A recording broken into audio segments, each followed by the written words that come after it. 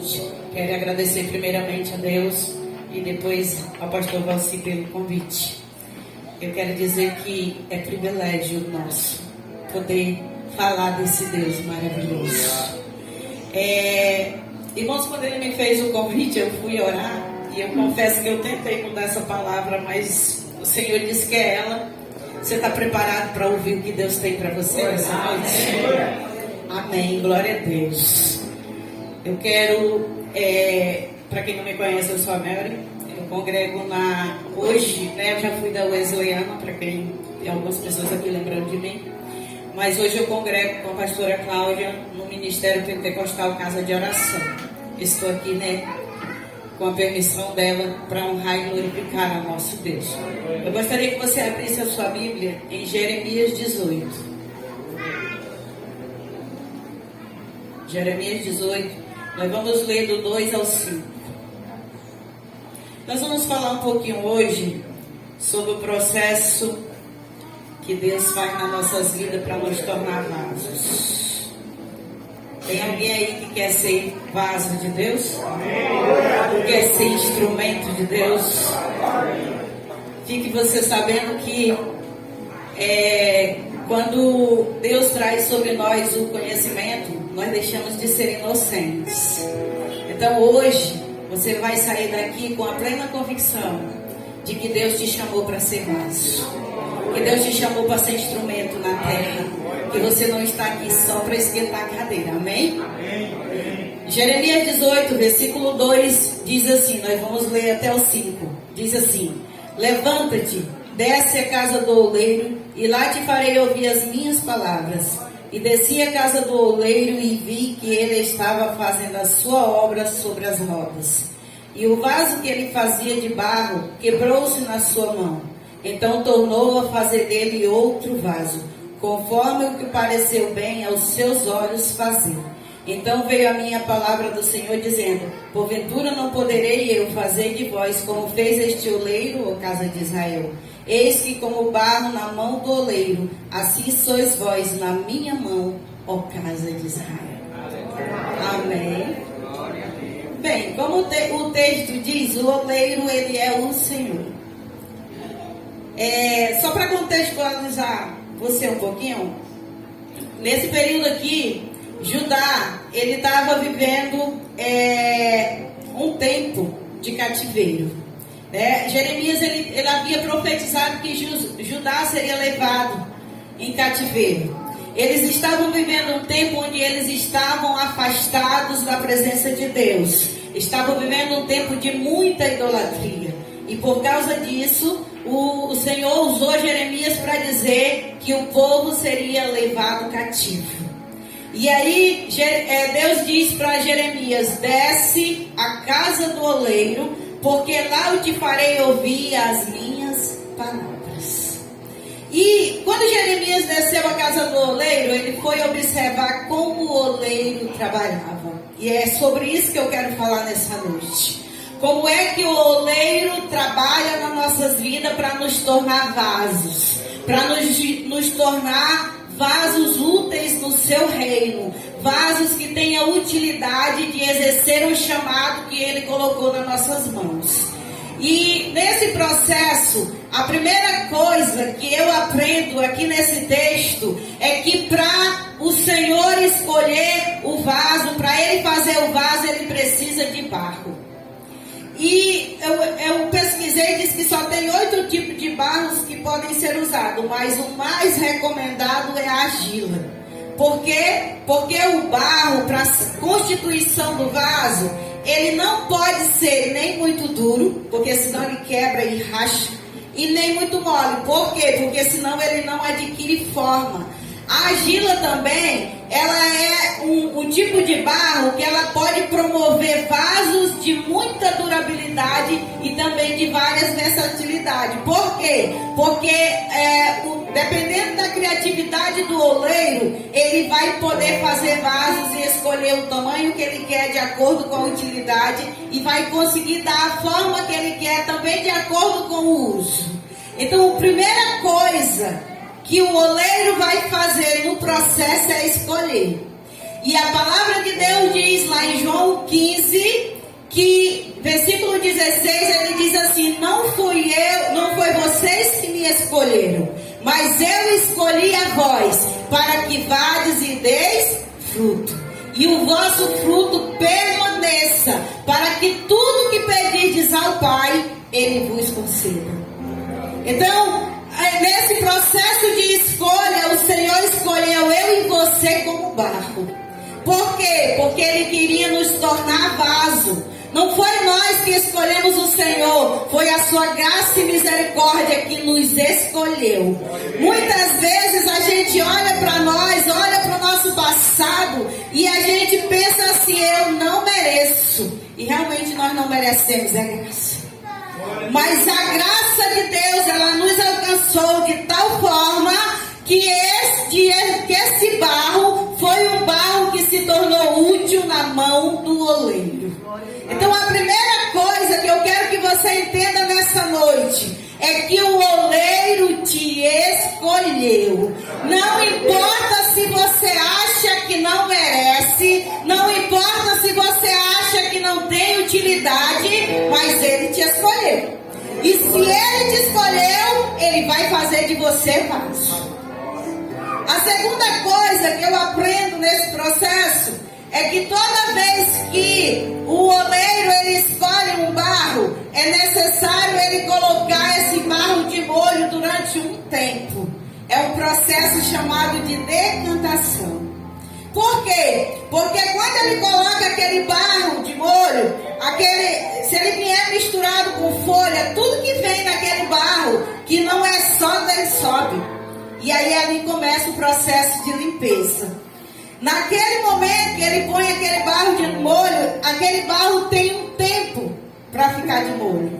Por quê? Porque tudo que tiver nele, que não for sólido, vai subir e o oleiro vai só trocando a água e fazendo a limpeza. Sabe o que eu entendo?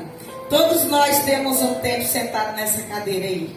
Eu sempre digo lá na igreja que é o melhor tempo da nossa vida. Sabe por quê? Porque quando nós estamos aí só recebendo, é quando Deus vai gerando fé no nosso coração. A Bíblia diz que o nosso coração é limpo pela palavra. Ele diz que a fé vem pela palavra. Então quando nós estamos sentados aí ouvindo a palavra, o Senhor está limpando o barro. Ele está tirando todas as folhas, Ele está tirando todos os plásticos que vem junto. Tudo aquilo que pode ser tirado nesse processo, quando o barro fica de molho, o Senhor tira. E é um processo de espera. É ruim esperar, né? Nós seres humanos, nós não gostamos muito de esperar. Mas no reino de Deus é necessário. Há um processo de espera. E quando nós estamos aí, acontece aquilo que o Senhor falou para os seus discípulos: vós estáis limpos pela minha palavra. Por quê? Porque quando nós estamos sentados nesse processo de decantação do barro, nós estamos recebendo a palavra. E através desse recebimento da palavra, o Senhor vai limpando a nossa vida. O Senhor vai limpando o nosso coração. O Senhor vai tirando todas as folhas, tudo aquilo que não vai fazer parte do processo do vaso. É tirado nesse momento. E eu vou lhe dizer, muitas vezes, irmãos, esperar é algo que para nós é muito difícil. Quem já passou por gravidez aí sabe. Esperar 9 meses parece assim que é 9 anos. Dependendo da gravidez, meu filho, o negócio fica mais complicado ainda. Então esperar não é bom. A gente, como ser humano, a gente não gosta de esperar. Você vê que a criança, quando ela pede uma coisa que você manda ela esperar, ela tem dificuldade de esperar. Por quê? Porque não é nosso, do ser humano, a gente querer esperar. Mas no reino de Deus é necessário. Nós aprendemos grandes lições quando nós aprendemos a esperar no Senhor. O terceiro processo do vaso, irmãos, é quando ele tira ele da água e aí ele vai passar nas máquinas. Alguém aqui já fez salgado? Lembra daquela maquininha que a gente passava para afinar a massa? Né? No processo do barro, a gente tem duas máquinas. A gente tem a maromba, que ela é aquela máquina que ela vai passar e vai tirar o barro mais grosso. E tem o cilindro que vai deixar o barro mais fino. Por quê? Dependendo do tipo de vaso que o oleiro vai fazer, ele vai precisar de uma certa consistência do barro. Nesse processo, onde ele vai passando nas máquinas, ele vai também tirando as demais sujeiras. Às vezes tem pedra, às vezes tem pissarra, às vezes a argila ela vem misturada com outro tipo de barro que não deixa com que ela fique homogênea. E é nesse momento que o oleiro começa a tirar. E esse processo de afinar o barro dói. Sabe quando é que isso acontece na vida do cristão? Quando ele começa a afinar o barro? Normalmente, quando a gente chega na igreja, né, a gente traz toda uma bagagem cultural, a gente traz toda uma vivência que a gente tem no mundo. E quando nós somos expostos à palavra, essa palavra, ela vai gerando fruto no nosso coração. Ela vai gerando fé. Ela vai trazendo transformação, e essa transformação ela é de dentro para fora. E nesse processo de refinar o barro, é necessário tirar tudo aquilo que não faz parte dele. E às vezes dói. Nós passamos por processos que Deus precisa remover algumas coisas da nossa vida, e às vezes até algumas pessoas. E esse processo, ele dói. Só que nós precisamos entender que o oleiro sabe o que tirar da nossa vida. Quando ele quer nos tornar vaso, ele sabe o que ele precisa remover para que nós sejamos um vaso de honra e não de desonra. Nesse processo, nós precisamos aprender a perder algumas coisas. Alguém que diga que às vezes nem é perda, é livramento, né? Por quê? Porque Deus, ele sabe o que remover. Então, nesse processo de refinar o barro, o oleiro, ele vai passar a pessoa quantas vezes for necessário, né, o barro, quantas vezes for necessário no cilindro, até que ele fique no ponto de ir para o próximo processo. Eu não sei qual é o processo que você está vivendo. Eu não sei se você está nesse tempo de espera, que às vezes, para alguns de nós é muito difícil, mas ele é necessário. Por quê? Porque se nós não aprendermos a esperar no Senhor, nós vamos ser precipitados. E quando nós agimos com precipitação, nós fazemos a nossa vontade e não a do Senhor. E aí, nós desonramos o nome de Deus. O quarto processo, depois que o oleiro, ele passa o barro no cilindro, ele corta o barro de acordo com o tamanho do vaso que ele quer fazer. Dependendo do tamanho do vaso, pode ser maior ou pode ser menor. Por quê? Porque ele vai quando ele corta o vaso, ele já tem noção, o barro, ele já tem noção de como ele quer esse vaso. E nesse processo, irmãos, de corte, é necessário que haja na nossa vida renúncia. O Senhor diz assim: aquele que quer vir após mim, tome a sua cruz todos os dias, renuncie a si mesmo e siga-me. Esse processo de renúncia, ele também dói. Porque uma das maiores dificuldades que todo ser humano tem é de abrir mão daquilo que ele quer. Mas quando a nossa vontade, ela conflita com a vontade de Deus, nós precisamos renunciar a nossa para fazer a dele. Porque a Bíblia diz lá em Romanos 12 que a dele é boa, perfeita e agradável. Só que muitas vezes nós, olhando pelos olhos humanos, nós vamos sempre pensar que a nossa vontade é melhor, que os nossos sonhos são melhores, que aquilo que nós projetamos para nós é melhor, e por conta disso, muitas vezes nós nos apegamos na nossa vontade e temos dificuldades de renunciar à nossa vontade em prol da vontade de Deus. E aí é quando o Senhor vem e corta. E é um processo doloroso. Não sei qual é o processo que você está vivendo. Mas é nesse processo, irmãos, quando o oleiro começa a cortar o barro para fazer o vaso, que ele começa a te dar indícios do teu chamado. Ele começa a te dar indícios do teu ministério. Porque nenhum de nós foi chamado sem propósito. A palavra de Deus diz: tudo aquilo que nos acontece colabora para o nosso bem, de todos aqueles que amam a Deus. Então Deus, Ele nos chamou com um propósito. Você não nasceu por acaso. Você não está aqui por acaso. Você não está vivendo de uma forma. Às vezes a pessoa até pensa: minha vida não tem sentido porque eu não tenho um propósito. Mas eu quero te dizer, Deus tem um propósito para você. Deus, Ele tem um chamado para ti. E é nesse processo, quando Ele corta o barro, que Ele começa a te dar indícios daquilo que Ele tem para a tua vida. Eu não sei se você já descobriu o teu propósito na terra. Eu não sei se você já descobriu o teu chamado na terra. Mas eu quero te dizer que se Deus, Ele está te cortando, Ele está cortando alguma coisa da tua vida, é porque Ele quer te levar a lugares grandes. Ele quer te levar a lugares altos. E muitas vezes há muita coisa na nossa vida que impede. Há muitas pessoas que não fazem parte do propósito. E é necessário Deus tirar. Sabe? Quando foi perguntado a Wesleyana, o Senhor usou uma pessoa para mim e disse assim: que Ele iria me tirar, Ele iria me levar para Sobral. E eu fiquei pensando, deve ser para Wesley levar para Sobral, né? E aí a pessoa que Deus usou para mim, ela disse assim, que Ele iria abrir as portas para mim dentro da Sobral, como Ele nunca tinha aberto para ninguém. E que dentro daquele lugar eu teria acesso que ninguém mais teve. E aí eu fiquei pensando, aí o que eu fiz? Orei, fui para a Metodista da Sobral. Quando eu cheguei na Metodista da Sobral, Deus usou alguém lá dentro.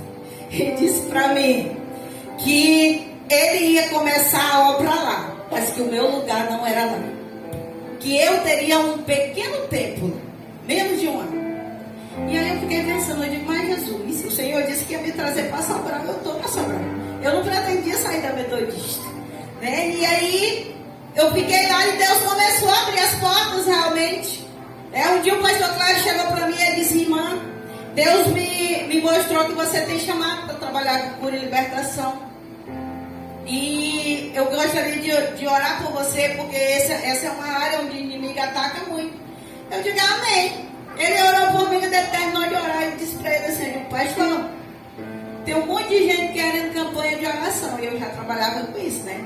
Eu disse para ele, tem um monte de gente querendo campanha de oração, só libero. Ele disse assim: desde que não seja no dia dos cultos. Eu digo, amém. Irmãos, eu não conhecia ninguém na Sobral. Para não dizer que eu não conhecia, assim, de vista eu conheci o pastor Cleves, que eu nunca tive muita intimidade com ele, e a Ruth, por causa da intercessão.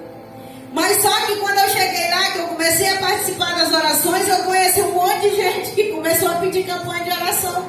Porque muita gente já tinha me visto trabalhando com campanha de oração. E aí eu comecei a fazer. E Deus começou a abrir as portas. E teve um presbítero de lá que chegou para mim e disse assim: não entendo. Você chegou ontem aqui na igreja. Como é que você tem portas abertas onde nós que moramos no bairro não temos? Eu falei para ele, pergunta para ele, porque eu não tenho essa resposta. Porque quando Deus fala, irmão, Deus cumpre. E eu comecei a trabalhar com campanha de oração. E em uma dessas campanhas de oração, a Glória foi pregar. E quando ela foi pregar, que ela estava ministrando, o Senhor disse assim: ela vai ser tua pastora. Eu digo, Jesus. Né? E aí eu fiquei pensando naquilo. Eu digo, mas como, Jesus, ela vai ser minha pastora? E ela também era da Metodista ainda. Eu digo, amém. E aí eu comecei a orar, pedindo direção de Deus. E eu lembro que quando foi no dia do meu aniversário, o pastor Cleves me chamou para orar por mim e ele liberou uma palavra. Irmãos, eu não sei você, mas tudo que é liberado na minha vida eu recebo. Tudo aquilo que vem de Deus eu recebo. porque eu sei que quem faz é Ele. E eu lembro que no dia que ele orou por mim, no dia do meu aniversário, ele disse assim, ó, antes que tu complete ano de novo, o Senhor vai te lançar e Ele vai te expandir, e aí é aqui na sua vida. Eu digo, Jesus, tá bom. Amém, recebi. Irmãos, eu não pretendia sair da metodista, só que o Senhor, depois que Ele liberou aquela palavra, o Senhor começou a me dar direção. E eu comecei a ir para o culto lá na Cláudia, e toda vez que eu chegava lá, o Senhor dizia assim, tu vai congregar aqui. Eu dizia, Jesus, né? Tu vai congregar aqui. E eu continuaria. Só que Deus, irmãos, ele não deixa a gente enganado. Quando a gente pede a direção de Deus, Ele não nos deixa enganado. E um dia eu estava lá e eu não tinha contado para ninguém. E Deus usou uma pessoa para mim, eu nunca tinha visto na vida. E falou que eu precisava sair de onde eu estava para Deus poder cumprir as promessas que Ele tinha na minha vida. E Ele ainda disse assim, Deus tem pressa, tu sabe. E naquele dia eu tomei a decisão de sair da metodista. O que eu fiz? Eu orei, eu digo, Deus, eu tenho certeza que o pastor Cláudio não vai me liberar. Mas se foi o Senhor que falou, quando eu falar com Ele vai dizer amém. Sabe o que Ele me respondeu quando eu falei com Ele? Fiquei tão surpreso. E olha que eu tinha orado. Ele disse assim, sua saída é perfeita. Nunca pensei em ouvir.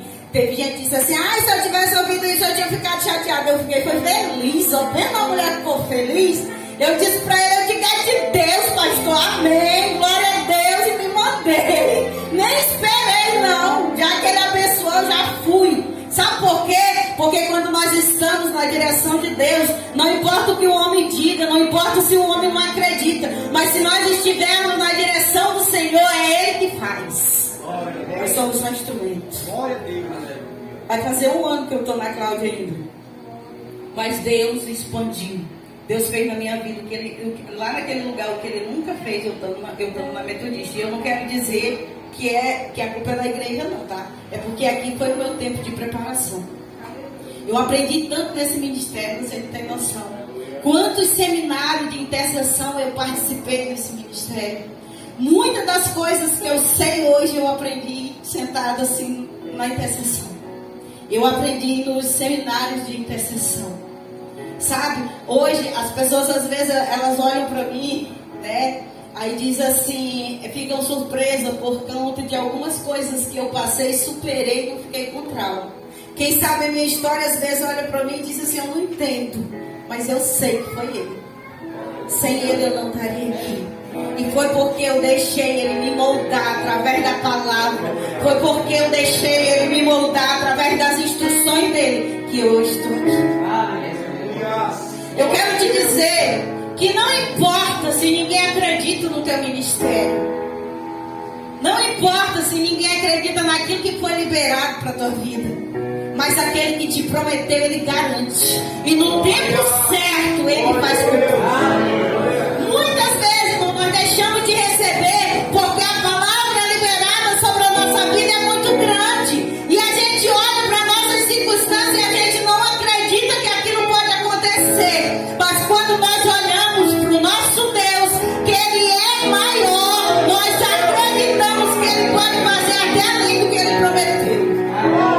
Foi isso que eu fiz. Eu olhei para a promessa. Quantas vezes as pessoas olharam para mim e disseram assim, às vezes as pessoas ouviam o que Deus prometia e diziam para mim assim, tu vai fazer isso? Eu dizia assim, quem prometeu garante. Porque não é eu, é Ele. Foi Ele que me escolheu, foi Ele que me nomeou, e é por causa dEle, porque sem Ele eu nada posso fazer. E aí, irmãos, para completar a palavra que Ele liberou na minha vida, essa semana, esse mês agora, a minha casa, do nada, quer dizer, do nada não, né? Por causa da obra que o homem fez lá, a minha casa rachou de cima a baixo, assim, rapidão, sabe? As paredes ficou dando de ver de um lado para o outro, o chão rachou todinho assim, ó. Eu digo, eita Jesus, que vai cair é tudo agora. E aí, eu conversei com o cara, né? Porque o cara comprou o terreno do lado da minha casa e ele colocou 30 carradas de barro e compactou. A minha casa foi para os paros. Eu conversei com ele, aí ele disse assim, eu vou arrumar só as paredes, porque a estrutura não foi eu, não. Aí eu falei pra ele, Beto, é o seguinte, já que a gente não tem um acordo, eu vou me mudar. Vou deixar Deus resolver. Pra onde eu fui? Pra Sobral. Deus havia dito que ele ia me arrancar da minha casa.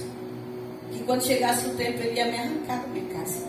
E Deus sabe que eu odeio mudança, irmão. Eu não gosto do negócio de ficar mudando, aí amasso tudo e fica tudo sujo. É uma confusão pra gente desarrumar e arrumar tudo de novo. E aí, mas eu fui. E eu fui literalmente arrancada da minha casa. E quando eu cheguei, engraçado que eu fiz um propósito com Deus, eu disse pro Senhor, eu digo, Deus, se o Senhor realmente quiser me levar para Sobral, eu não tenho dinheiro para o meu aluguel. Mas eu quero um apartamento perto da igreja. E eu quero dentro de 3 dias o dinheiro do meu aluguel. Irmão, no mesmo dia Deus proveu o apartamento e proveu o dinheiro do aluguel. Aí eu disse pro meu filho, eu digo, meu filho, agora não tem mais como não. Eu pedi confirmação de Deus, ele proveu, agora o negócio é a gente se mudar mesmo. Ficou faltando o dinheiro do frete, né? E aí eu disse pro Senhor 3 dias, né? Antes de chegar aos 3 dias, Deus proveu o dinheiro do frete. Eu digo, agora eu tenho que ir para Sobral mesmo. Deus me levou literalmente, gente, para Sobral. Mas por quê? Porque ele tem projeto, né? E Deus, quando ele fala, ele cumpre. E eu pensei, quando eu vi a minha casa toda destruída, eu pensei que eu ia ficar triste. Né? Eu pensei assim que eu ia ficar preocupada, principalmente porque o homem que destruiu a minha casa, ele tem dinheiro. Ele disse que a esposa dele é advogada e ele é dono de uma construtora. E eu fui conversar com ele e ele não quis acordo. Eu digo, amém, Jesus. Só sair da casa, não ia deixar ela despencar em cima de mim, né? Amém. E aí eu orei, entreguei na mão do Senhor. E o Senhor já disse que a vitória é minha. Então eu estou esperando. Por quê? O que eu estou querendo dizer com isso, irmão? Que às vezes Deus vai arrancar algo que te prende. Às vezes Deus vai arrancar literalmente algo da tua vida para poder cumprir a promessa. Porque por mim mesmo, eu não ia morar na Sobral. E não é preconceito, é porque eu gosto de onde eu moro, eu estou acostumada. E agora com esse lance de facção, a gente muda de bairro, a gente fica com medo, né? A gente chega estranho, todo mundo quer saber quem é a gente, já começa a vigiar a gente. E lá onde eu morava há 21 anos, então já estava acostumado com todo mundo. E era um lugar, para mim era um lugar muito tranquilo. Então eu não pretendia me mudar. Só que Deus, irmãos, Ele não deixa nós enganados. E em algum momento Ele vai precisar arrancar algo para Ele poder cumprir promessa. Porque quando a promessa dele, às vezes ela é tão grande que ela não cabe dentro da nossa visão. Então Ele precisa ampliar. Só que o ampliar de Deus é diferente do nosso. Né? Olhando pelos olhos humanos, eu fiquei sem casa. Então, olhando humanamente, eu estou prejudicada. Só que o Deus que eu conheço, Ele não fica devendo nada para ninguém. Se Ele prometeu, ainda que Ele tire por um tempo, mas quando Ele cumpre a promessa, Ele te restitui, às vezes também dobrado.